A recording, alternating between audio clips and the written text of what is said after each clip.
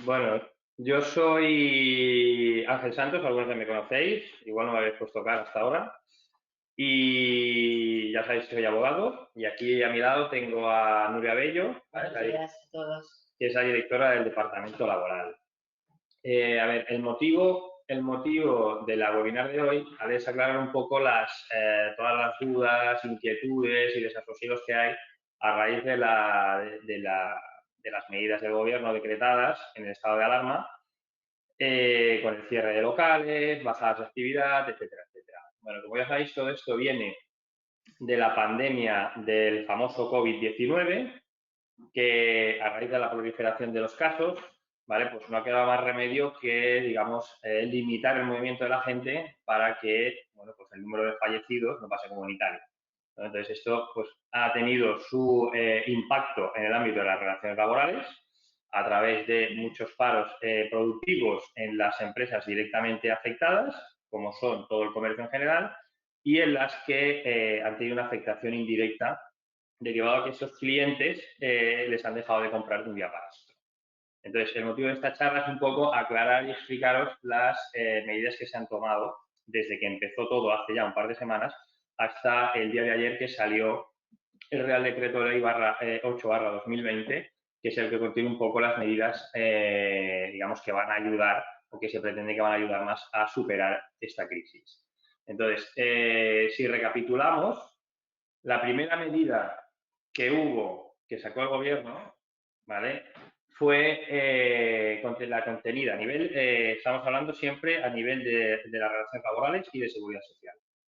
Fue la contenida en el Real Decreto Ley 6/2020, que lo que hacía era considerar como situación asimilada a un accidente de trabajo, ¿vale? Los periodos de aislamiento o contagio de las personas trabajadoras como consecuencia del virus. ¿Vale? Hasta ese momento, lo que sí tenía consideración de incapacidad temporal general, o sea, derivada de contingencia común, era una enfermedad. El trabajador se cogía la baja porque estaba impedido para trabajar. En los periodos de aislamiento o contagio, la peculiaridad es que el trabajador inicialmente no está impedido para trabajar, pero como consecuencia de ese aislamiento decretado por las autoridades sanitarias, no puede ir al centro de trabajo, no puede tener contacto con el resto ni de trabajadores ni en principio de personas. Entonces, lo que se ha hecho es asimilar esa situación a una incapacidad temporal, pero como accidente de trabajo, lo que significa que se abona el 75% de la prestación desde el primer día. Siguiente medida que tenemos a raíz de la pandemia de COVID. Las que salieron en el Real Decreto Ley 7/2020, que fue, la verdad, es una normativa bastante descafeinada, porque la gente esperaba más, pero la única medida con cierta relevancia para el ámbito de las relaciones laborales era unas medidas de apoyo a la prolongación del periodo de actividad de los trabajadores con contratos fijos discontinuos, en los que se contemplaba una bonificación del 50% respecto a esos periodos que ahora van a dejar de ser de actividad como consecuencia de la pandemia. Pues entonces, durante esos periodos se establecía una bonificación del 50% de las cuotas de seguridad social. La verdad es que esto, aunque se te retrotrae al 1 de enero, por ahora se tiene poca incidencia, salvo que sea en los sectores, digamos, para los que se ha creado. Siguiente medida. El Real Decreto Ley publicado el día de ayer. ¿Vale? Este es el que, digamos, introduce modificaciones de mayor calado, en el sentido de que pretende dar digamos, una respuesta a todas las situaciones derivadas de lo que ha sido el cese total de actividad y todos los cambios organizacionales que ha habido a nivel de las empresas derivados de cierre de colegios, clausuras de residencias de ancianos, etcétera, etcétera. Entonces, las medidas las vamos a poner por orden tal y como vienen recogidas en el Real Decreto Ley, solo referido al ámbito laboral y de seguridad social, ¿vale? Porque en este Real Decreto Ley se contienen otras medidas de carácter financiero, a nivel, por ejemplo, las moratorias en el pago de hipotecas, etcétera, etcétera. Pero esto no es materia laboral, por lo tanto, esto se lo dejamos a los expertos de cada disciplina. Primera medida que se contiene en el Real Decreto Ley. La preferencia del trabajo a distancia. ¿Vale? Lo que se pretende con esta medida es que las empresas, antes de que los trabajadores se queden sin ocupación efectiva, se habilite lo que es el sistema, la metodología de trabajo a distancia, para que si son trabajos en los que con un ordenador pueden llevar a cabo su prestación, pues lo puedan hacer desde casa, ¿vale? Este tipo de, digamos, de modalidad laboral requería, y antes de esta reforma, que el Servicio de Prevención de Riesgos de la empresa hiciera una evaluación para ver que el puesto cumplía con la ley de prevención, o sea, a nivel de ergonomía, tanto de la silla como a nivel de pantalla, etcétera, etcétera. Ahora eso se ha sustituido por una autoevaluación que hace el propio trabajador, ¿vale? Hay un cuestionario y entonces el propio trabajador autoevalúa su, digamos, su puesto de trabajo. Esto lo que facilita, o al menos exonera a las empresas de eventuales sanciones que se podían imponer antes de esta medida. Entonces, que si yo tenía trabajadores a distancia y no acreditaba la evaluación de los riesgos por parte de los técnicos de prevención, pues estaba expuesto a que me impusieran determinadas sanciones. Derecho a la adaptación del horario y reducción de jornada, ¿vale? Esta es otra de las medidas también derivadas sobre todo del cierre de los centros educativos, colegios, residencias, etcétera, etcétera, en las que las personas trabajadoras se veían en la obligación de tener que cuidar a sus hijos porque no tenían con quién dejarlos, no los podían dejar con los abuelos porque, digamos, era un colectivo de riesgo y las autoridades sanitarias digamos, no lo aconsejaban, entonces se tenían que quedar en casa. Hasta ahora, claro, hasta que salió la medida, ¿qué tratamiento se le daba? Pues bueno, como una ausencia justificada sin derecho a retribución. Ahora, esto está ya reconocido expresamente, ¿vale? Está reconocido expresamente a que se pueda, digamos, reducir la jornada, ¿vale? O introducir otro tipo de medidas como es el cambio de turno, alteración del horario, horario flexible, jornada partida, todo esto siempre por acuerdo entre persona trabajadora y empresa. Esa medida se limita al periodo excepcional del COVID-19, o sea que una vez ya se declare que ha pasado la pandemia, estas medidas no tendrán efecto. Entonces habrá que ir a las del artículo 37 del Estatuto de los Trabajadores o a las del artículo 34, ¿vale? Que son las que recogen o bien las reducciones de jornada o bien la adaptación de la jornada de trabajo. La jornada de trabajo.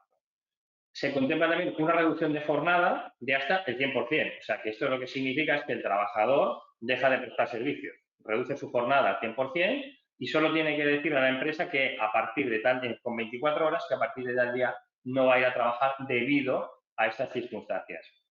Una cosa queda clara, esta reducción de jornada, aunque sea 100%, no está retribuida, porque la reducción de jornada ordinaria que ha habido hasta ahora, ¿vale? por la guardia legal o cuidado familiar, cuando se reducía la jornada, se reducía proporcionalmente el salario. Si un trabajador reduce su jornada hasta el 100%, pues el salario se verá reducida en el 100%. O sea que esto es una ayuda, o sea, una medida que puede capear el temporal a corto plazo, pero que no podía ser soportada por los trabajadores durante mucho tiempo debido a la falta de ingresos. Otra de las medidas, vamos un poco en orden como las contiene el Real Decreto Ley. La prestación extraordinaria por cese de actividad, ¿vale? Esta es aplicable exclusivamente a los trabajadores autónomos que ya hace tiempo que están obligados además a cotizar por esta contingencia de cese de actividad. ¿Qué es lo que se pretende con esta medida? Facilitar a los autónomos que al menos durante un mes, que es el periodo que contiene la norma, que podría ser prorrogable, pero es durante un mes, puedan acceder a la prestación por cese de actividad, pero claro, se entiende como una prestación temporal, porque por eso pone extraordinaria. No significa que haya un cese total de la actividad, sino que si la facturación se ve reducida al menos en un 75% en relación con el promedio del semestre anterior, el trabajador autónomo, sin necesidad de darse de baja de la actividad, podrá solicitar a la mutua, porque es la entidad colaboradora competente para el abono de esta prestación, que le abone esta prestación por cese de actividad. Los requisitos que contempla la norma son estar afiliados y en alta, requisitos generales para cualquier prestación, y hallarse al corriente de pago en las cuotas. En el caso de no hallarse al corriente, pues será de aplicación el mecanismo de invitación al pago. ¿La prestación en qué consiste? Al menos decimos durante un mes. Puede ser prorrogable si el gobierno así lo decide. El 70% de la base reguladora de la prestación ordinaria o una de las novedades es que aunque el autónomo no tenga la carencia suficiente, que es de al menos 12 meses, puede percibir el 70% de la base mínima de cotización para el renta. ¿Vale? Esto sí que es verdad que, por ejemplo, los trabajadores que se hayan podido dar de alta, pues el 1 de enero, el 2 de enero, en febrero, que no van a tener la carencia suficiente para acceder a esta prestación con carácter general, sí, el problema que tendrán luego pues, será acreditar los ingresos, porque los autónomos que no tienen como mínimo, pues como pone aquí, hayan estado trabajando algún semestre, no van a poder, va a ser difícil luego que puedan acreditar esa bajada de facturación. Porque esto sería aplicable a un autónomo, por ejemplo, que se da de alta el 1 de marzo, no tiene carencia, pero de golpe y porrazo, pues le ha caído la facturación en bloque y ha pasado de facturar al día, pues por los trabajos X dinero y ahora no factura nada. Aquí tendremos luego un problema, cómo se tramitan estos casos a nivel de mutua, porque serán las mutuas las que tendrán que establecer pues cómo van a gestionar a partir de ahora esta prestación en los términos que pone el Real Decreto Ley. ¿Vale? Sí, otra de las, digamos, dudas que se han suscitado a raíz de esta nueva prestación, porque algunos dicen que subsiste la obligación de cotizar, ¿vale? Otros dicen que no. La norma establece que el tiempo de percepción de la prestación se entiende cotizado y no reduce periodos de futuros de prestación. Por lo tanto, que tal y como está en la norma, si el periodo se entiende como cotizado, no existe obligación de cotizar, porque si hubiera que cotizar por ese periodo, la norma no diría que se entiende como cotizado, porque estaría cotizado ya. Entonces, a nuestro juicio, durante ese periodo se suspende la obligación de cotizar por parte del autónomo. La medida estrella, ¿vale? Que contiene este Real Decreto Ley. Son los famosos ERTEs que todos habréis escuchado estos días, seguramente como nunca lo habéis escuchado, la palabra ERTE, que no deja de ser un expediente de regulación temporal de empleo, y en este caso sería por fuerza mayor, pero por fuerza mayor solo concretada en supuestos de suspensión de contratos o reducción, porque la finalidad del gobierno es que en esta crisis no se extingan contratos de trabajo, sino que se capee el temporal vía suspensión de contratos o reducción de jornadas adaptadas a la reducción de actividad que ha venido motivada por todas estas medidas gubernamentales. ¿Cómo se define, la fuerza mayor a los efectos de poder acogerse a estos expedientes de regulación temporal de empleo? Establece que es aplicable para las empresas que sufran pérdidas de actividad como consecuencia del COVID-19, ¿vale? Incluida la declaración de estado de alarma. Ya sabéis que en la declaración, en el Real Decreto 463/2020 de declaración de estado de alarma, se contenía la obligación, la clausura de todo lo que es comercio minorista y aparte un anexo en el que contemplaba también todas las actividades que debían llevar a cabo la clausura de sus establecimientos. Estos son los directamente afectados por el estado de alarma. Luego, aparte del estado de alarma, medidas que impliquen suspensión, cancelación de actividades, cierre temporal de locales de actividad pública, restricciones en el transporte público y en general de la movilidad de las personas y o mercancías, falta de suministros que impidan gravemente continuar con el desarrollo ordinario de la actividad, o bien en situaciones urgentes y extraordinarias debido al contagio de la plantilla o adopción de medidas de aislamiento preventivo decretados por la autoridad sanitaria. A ver, tal y como se ha redactado el precepto, la verdad es que parece caber tanto una afectación directa como indirecta por los efectos de la pandemia de COVID-19. ¿Qué significa? Que una afectación directa sería todo el comercio minorista que ha visto obligado a cerrar, digamos, todos los establecimientos y a mandar a la gente a casa, y una afectación indirecta sería la empresa que sus principales clientes es ese comercio minorista, por ejemplo, los que surten a hostelería o restauración, que desde el cese han visto cancelados todos sus pedidos en bebidas, comidas, etc. Estos serían afectados también de manera indirecta y estarían incluidos en los supuestos en los que pueden acogerse al expediente de regulación de empleo por fuerza mayor. ¿Vale? Estos, como dice aquí la norma, ya viene reconocida, ya tiene reconocida la consideración proveniente de situación de fuerza mayor, sin perjuicio que la autoridad laboral, una vez se presente la solicitud de regulación de empleo, lo que haga es volver a constatar lo mismo, siempre que en el informe explicativo que la empresa debe aportar a la autoridad laboral acredite mínimamente su causa concreta de afectación. O sea, esto tampoco va a servir para que de manera indiscriminada las empresas, alegando, haciendo alusión a la normativa que hemos mencionado hasta ahora, sin especificar nada más, les sirva, porque todo esto puede ser objeto de revisión posterior. Y en el caso de que no se entendan acreditados los supuestos, pues luego puede haber revocación de prestaciones y sanciones, etcétera. Procedimiento. Peculiaridades del procedimiento por fuerza mayor. La verdad es que es un procedimiento bastante más simplificado si lo comparamos con el procedimiento para las causas económicas, técnicas o organizativas o de producción. ¿Qué es lo que implica? Que aquí no debe haber no es necesario, no se exige una negociación con la representación de los trabajadores o con la plantilla.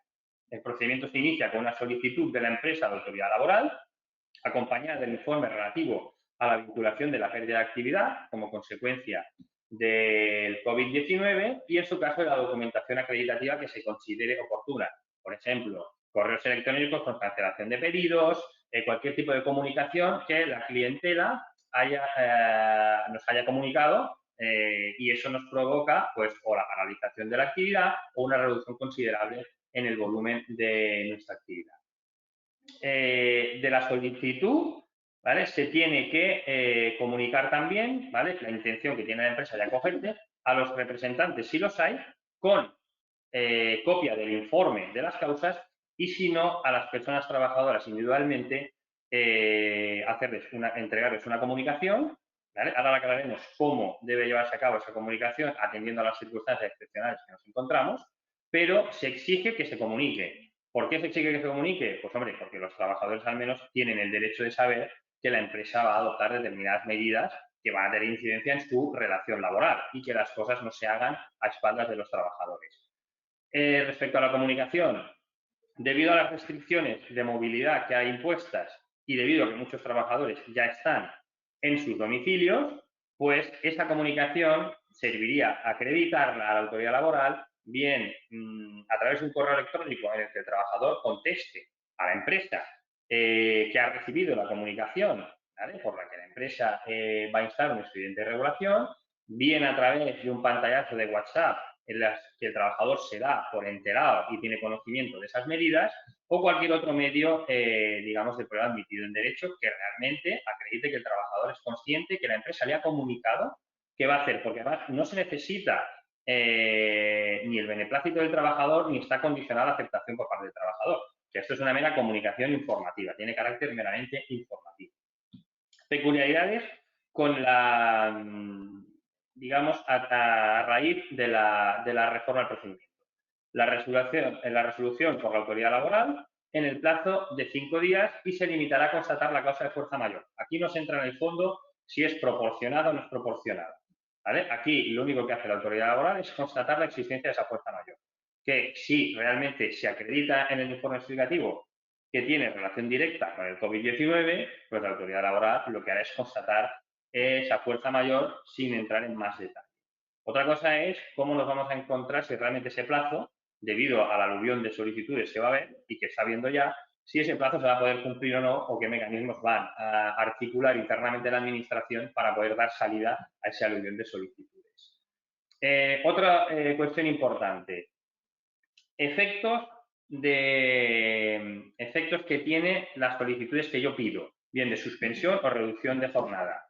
Como esto bien ha venido ya, digamos, la situación con antelación al dictado de la normativa, los efectos de cualquier medida son desde derecho causante, o sea, desde el 14 de marzo, esto ya lo contemplaba el Real Decreto el 1483 de 2012, que la fuerza mayor siempre retrotrae sus efectos al momento del hecho causante. O sea, si fuera un terremoto, al momento del terremoto, aunque yo lo pidiera esto una semana o 2 semanas después. Pues aquí es lo mismo. Todas las empresas que vieran clausurados los locales ya desde el 13 de marzo aquí en Cataluña con la resolución de Interior, bien desde el 14 en toda España por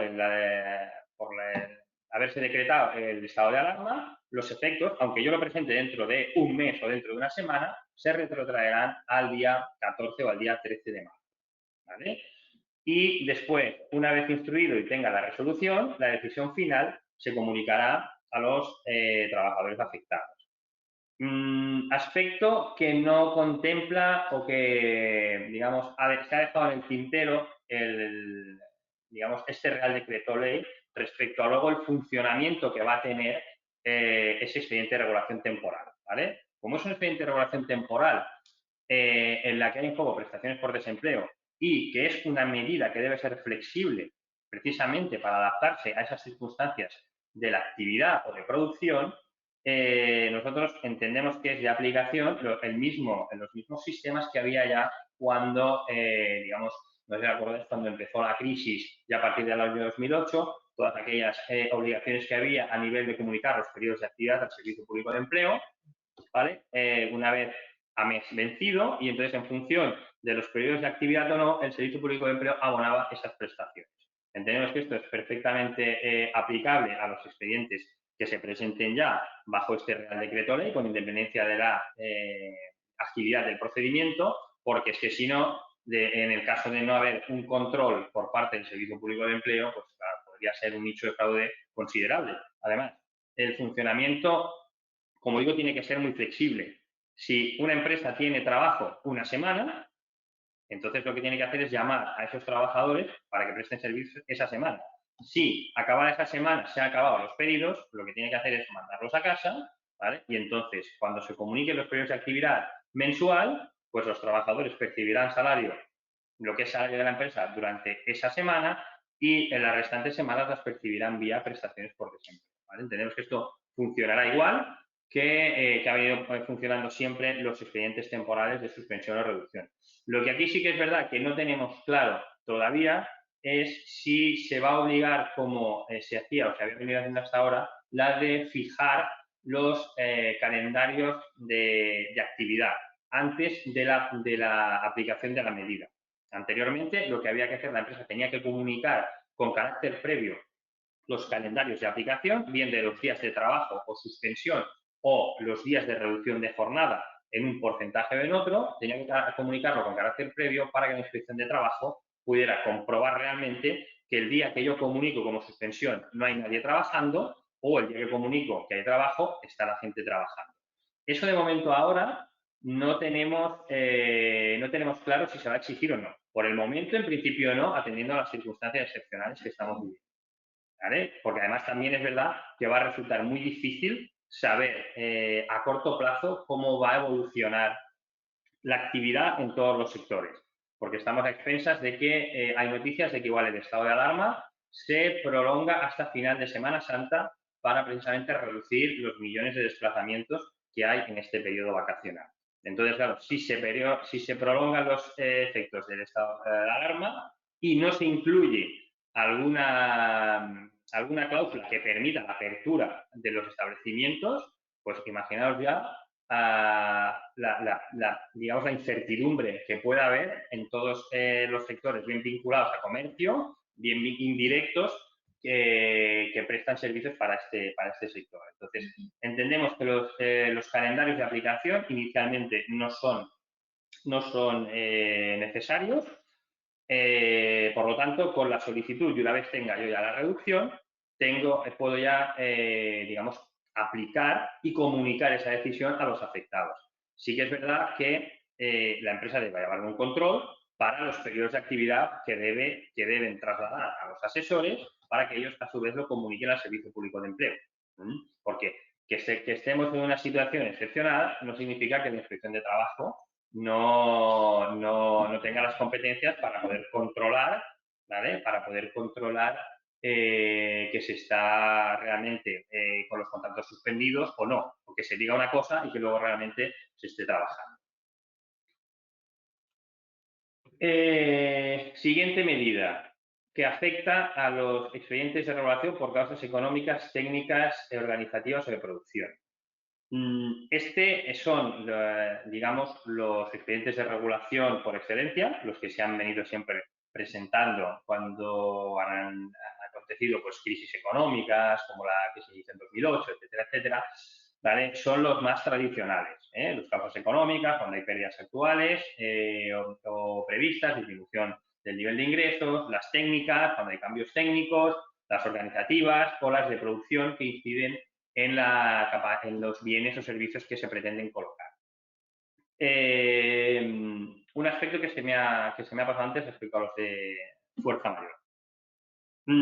Si la autoridad laboral, por lo que fuera, eso hablo que no está contemplado precisamente aquí, pero debemos entender que sigue en los aspectos que no se contemplan aquí, de aplicación el Real Decreto que regula los expedientes de regulación de empleo de 2008, o sea, de 2012, perdón, que contemplaba que si no se constataba, la autoridad no constataba la fuerza mayor, la empresa podría reproducir el expediente por una causa económica, técnica, organizativa o de producción. ¿A qué me refiero con esto? Que si la empresa realmente no tiene claro que, que la bajada de su actividad viene vinculada o está vinculada directa o indirectamente con el COVID-19 y sus consecuencias, pues podrá, a efectos de evitar perder tiempo, podrá solicitar la instrucción de un expediente de regulación de empleo por una causa, por ejemplo, productiva, si se ha quedado sin pedidos o económicas y realmente se le están reduciendo mucho las ventas y no hay alguna manera de justificarlo por fuerza mayor. En estos casos también ha habido cambios a efectos de agilizar mucho más el procedimiento. Pero la diferencia con la fuerza mayor es que aquí sí que hay que negociar con los representantes de los trabajadores o bien con los propios trabajadores. Entonces, antes o de manera simultánea a la comunicación de expediente de regulación de empleo, por estas causas debe constituirse una comisión negociadora, bien con la representación laboral de los trabajadores, o sea, representantes unitarios, delegados de personal o comités de empresa, bien, en el caso de ausencia de estos, la plantilla pueden delegar esta representación a una comisión integrada por los sindicatos más representativos, o en el caso de que la plantilla no opten por esa delegación, pueden conformar esa comisión negociadora 3 personas trabajadoras de la empresa. ¿Vale? De todo esto se levantan las correspondientes actas que deben incluirse en todo el expediente que se comunica a la autoridad laboral. Novedades. Pues esta constitución de la comisión negociadora debe quedar ventilada en el plazo máximo de 5 días. ¿Vale? Si en 5 días no se constituye por parte de los trabajadores esa comisión, la empresa tendrá por cumplido el trámite y presentará igualmente el expediente. En el caso de quedar constituida debidamente la comisión negociadora, el periodo de consultas, que podría ser de 30 o de 15 días, ¿vale? Con carácter general para empresas de menos de 50 trabajadores, se reduce a 7 días como máximo. 7 días como máximo es el periodo que tienen las partes para llegar a un acuerdo respecto a este tipo de expediente por estas causas. Vienen los periodos de aplicación, tanto de la suspensión, bien en el porcentaje de reducción de la jornada, o bien si va a concurrir algún tipo de despido o complemento, en su caso, bien de las prestaciones por desempleo, como era muy común, parte de ese acuerdo. El informe de la Inspección de Trabajo, que es la que debe velar porque no ha habido dolo, coacción o abuso de derecho en esas negociaciones, como máximo se tendrá que emitir en 7 días. ¿Vale? Entonces, en esto se ha pretendido con esta medida también agilizar que las empresas se puedan acoger a este tipo de causas si no se pueden acoger a la fuerza mayor.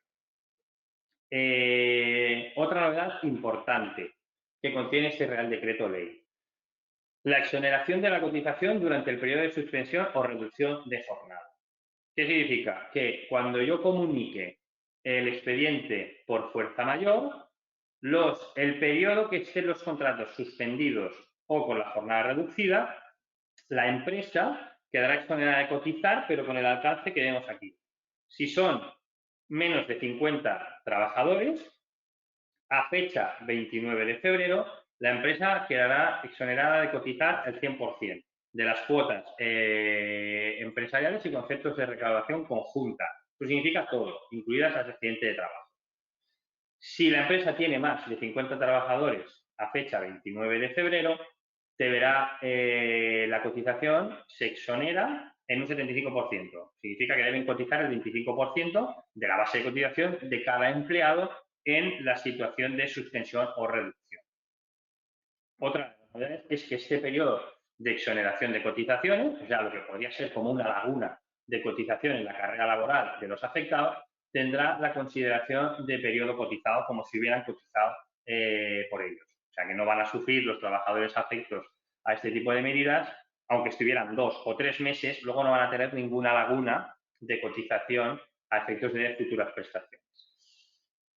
Como siempre nos encontramos, y además de una manera, en este caso, un poco difusa, hay una disposición adicional en el Real Decreto que establece que las medidas laborales contenidas están vinculadas al compromiso del mantenimiento del empleo por parte de las empresas durante 6 meses. Esto es un poco, digamos, estas medidas que entendíamos como envenenadas, las bonificaciones aquellas, que sí, yo te doy una bonificación, pero tienes que mantener el empleo durante 3 años.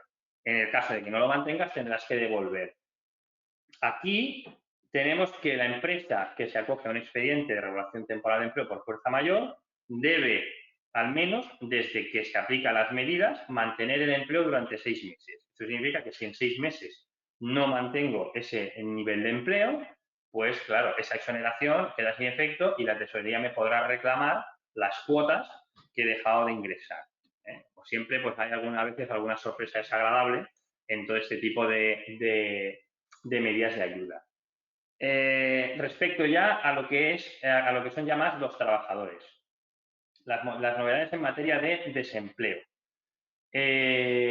Las prestaciones que derivan de las suspensiones y reducciones de jornada, ¿vale? Con base a estas circunstancias extraordinarias que estamos comentando del COVID-19, se van a reconocer de manera automática por el Servicio Público de Empleo, con independencia de que ese trabajador afectado tenga la carencia o no.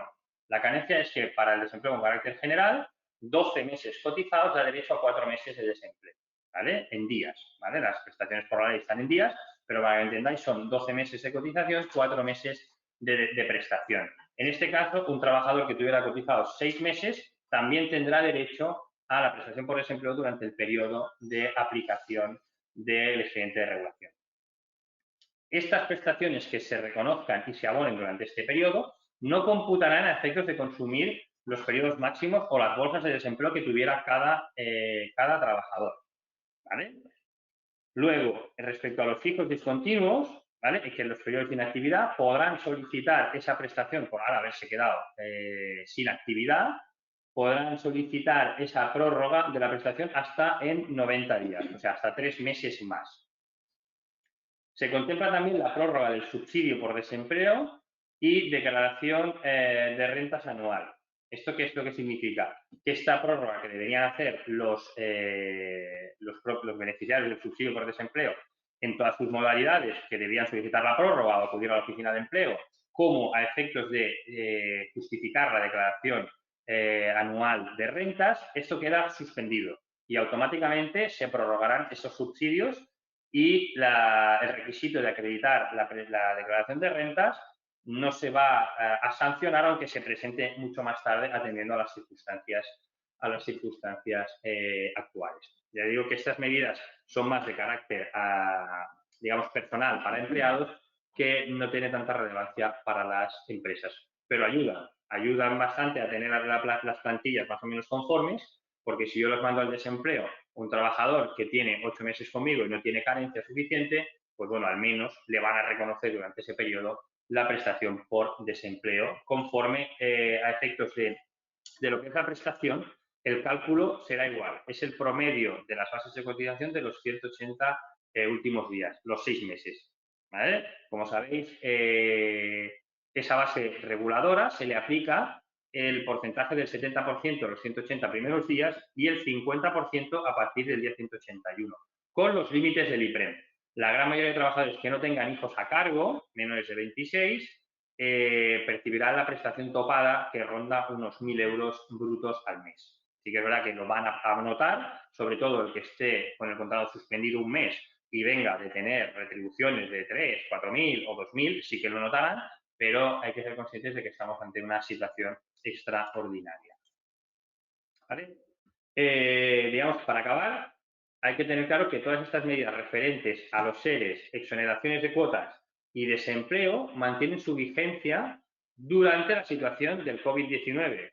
Es decir, cuando se levante esa situación de emergencia, se entenderá que estas vigencias ya no son aplicables. Por lo tanto, la empresa que esté valorando llevar a cabo alguna de estas medidas tiene que hacerla de momento ahora, porque en el momento que se levante esta alerta sanitaria, estas medidas dejarán de estar vigentes. El resto de medidas son un mes, estas que hemos comentado, salvo prórroga expresa. De momento, lo que aconsejamos es hay que estar atento a la evolución de la situación para ver qué otras medidas va implementando el gobierno a medida que se vaya viendo la evolución tanto de estas que hay ahora y realmente su reflejo en el mantenimiento de los puestos de trabajo, como las que puedan venir como consecuencia de que esta situación se prolongue mucho más en el tiempo. ¿Vale? Entonces, estas son, en principio, todas las medidas que contienen estos reales decretos que hemos comentado. ¿Vale? La que más os preocupará a todos será la referente a los expedientes de regulación de empleo por fuerza mayor. Aquí ya habéis visto que nosotros ya llevamos, ya os comento que ya llevamos tramitando días muchísimos expedientes de regulación por estas causas. Entonces, si tenéis intención de plantear un expediente de regulación de empleo, lo que hay que dejar claro es si yo tengo que tener previsión si ese expediente de regulación va a ser de suspensión de contratos o reducción. Pueden ser híbridos, no tiene por qué ser de una cosa o de otra. Pero lo que sí que pedimos es para evitar cambios o reproducir solicitudes porque las prórrogas o las ampliaciones no están previstas. O sea que si yo incluyo de 50 trabajadores, incluyo a 10 en el expediente temporal y luego digo, uy, me ha bajado y ahora tengo que incluir a 10 más, pues entonces voy a tener que reproducir y solicitar uno nuevo y obtener una nueva resolución de la autoridad laboral. Entonces, ante la duda, es mejor afectar al mayor número de trabajadores en los que se pueda prever una caída de su ocupación efectiva y luego ver realmente si aplico o no aplico la medida. ¿Vale? Entonces, esto es lo que yo es un consejo que os doy para facilitar también el trabajo de las personas que vayan a presentar y a preparar el expediente. Entonces, ahora os dejo con mi compañera Nuria, ¿vale? Que, digamos, va a entrar un poco en, responder las preguntas o aclarar un poco las dudas que habéis planteado previamente a la charla. Hola, buenos días a todos. Bueno, una de las preguntas más recurrentes que hemos tenido estos días es cómo va a cobrar los trabajadores el desempleo. Deciros y avisar a todos los trabajadores que nadie va a poder ir a las oficinas, todos los trámites van a ser vía telemática. Una vez que nosotros tengamos aprobado el expediente y se lo comuniquemos, comunicaremos, como siempre, el certificado de desempleo. Y a partir de ahí cada trabajador tiene que solicitar cita previa. Sé que ha habilitado dos nuevos campos, que es email y teléfono móvil, porque cuando les dé la cita previa, los funcionarios se van a poner en contacto con ellos directamente para la tramitación online. O sea, que nadie vaya presencial porque no los van a atender. Y desde luego que nadie vaya, porque también es otra de las preguntas, hasta que no esté el ERTE aprobado, no hay suspensión del contrato y no pueden solicitar la prestación. Otra de las preguntas también, Ángel, creo que decían que también de lo de las empleadas de hogar. Ah, sí, ¿verdad? Sí, es verdad. No, que es una relación especial que dentro de estos reales decretos que no está contemplado, las empleadas de hogar no tienen reconocida dentro del catálogo de prestaciones de la Seguridad Social el desempleo. Entonces, aquí lo que recomendamos es intentar llegar a un acuerdo entre las partes, digamos que se ciña a una distribución irregular de la jornada o compensando con vacaciones, pero sí que es verdad que estos procedimientos están previstos para empresas, no para este tipo de relaciones, pero digamos con la norma en la mano, si la empleada de hogar no puede ir a prestar servicios por una recomendación bien del titular del hogar o del empleador, o porque, digamos, lo que hacen en muchas de ellas es cuidar al colectivo de riesgo, ellas mantendrían su derecho al salario, porque la imposibilidad de prestar servicios no les es imputable a ellas. Entonces, claro, digamos, ese parón a ellas no les debería suponer quedarse sin salario. Por lo tanto, claro, con la norma en la mano deberían seguir percibiendo su salario. Pero lo que no está previsto es incluirlas en un expediente de regulación temporal de suspensión. Pero eso no significa que no se pueda llegar a hacer. Eso no significa que no se pueda llegar a hacer. Pero ¿qué problema tendría entonces esta empleada de hogar o este empleado de hogar? Que se autorizaría a suspender su contrato de trabajo, pero no cobraría. No cobraría ni del empleador ni cobraría de ninguna administración, salvo que implementen algún tipo de medidas. Entonces, lo que estamos aconsejando ahora es, para mitigar un poco esas consecuencias negativas en ese empleado de hogar, porque seguramente se le tendrá cierto cariño, ¿no? Por las personas a las que cuida, además por cierta confianza, que es muy importante en esa relación laboral, pues intentar compensarlo de alguna manera o, digamos, redistribuir esa jornada que ahora no se va a hacer a lo largo del año, o bien compensar una parte con vacaciones, esto siempre que sea por mutuo acuerdo, o bien abonar al menos un mínimo y, digamos, para que sean ambas partes las que puedan, digamos, capear las consecuencias de esta imposibilidad de prestación. Y de la misma manera tampoco entran en los ERTEs los autónomos, también son preguntas que nos estoy diciendo, ni los asimilados, porque no cotizan por desempleo.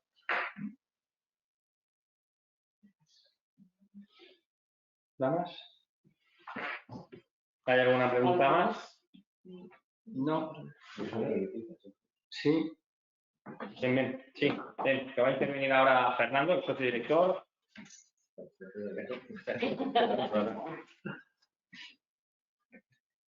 Buenos días a todos. Bueno, agradeceros la asistencia. También comunicaros que hemos tenido overbooking en el tema de la convocatoria. Bueno, ha sido un éxito y la verdad es que muchas personas nos han podido conectar, con lo cual vamos a volver a hacer esta charla, este webinar, la semana que viene, donde además creo que van a surgir pues, nuevas medidas del gobierno y donde profundizaremos además en el tema laboral, en temas fiscales y temas financieros.